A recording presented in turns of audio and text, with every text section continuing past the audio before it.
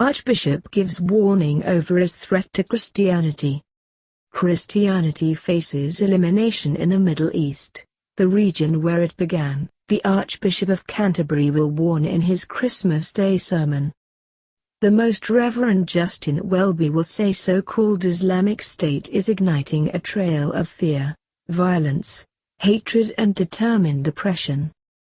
He will also brand us as a Herod of today, a reference to the biblical king at the time of Jesus' birth.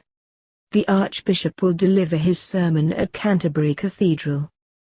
He will say, confident that these are the last days, using force and indescribable cruelty, they seem to welcome all opposition, certain that the warfare unleashed confirms that these are indeed the end times. They hate difference, whether it is Muslims who think differently, Yazidis or Christians, and because of them the Christians face elimination in the very region in which Christian faith began. This apocalypse is defined by themselves and heralded only by the angel of death.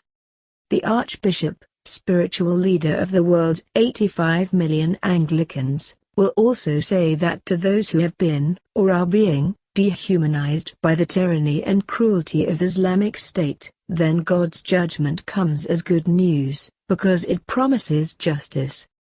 He also tweeted, "In our world today extremists talk of coming apocalypse. It's already happened. In newborn Jesus, God radically reimagined the world." The apocalypse of Christmas judges every power, reaches every refugee and asks us all how we respond to Jesus, Prince of Peace.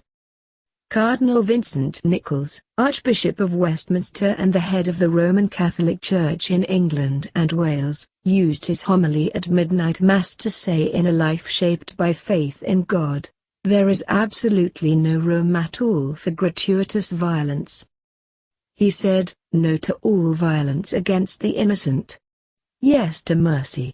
If we learn those lessons, then our world and our families will be more graceful places.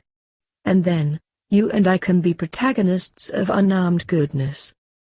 The Archbishop added that he hoped Christians who had been forced to leave their homes in northern Iraq would find some comfort from the Christmas story.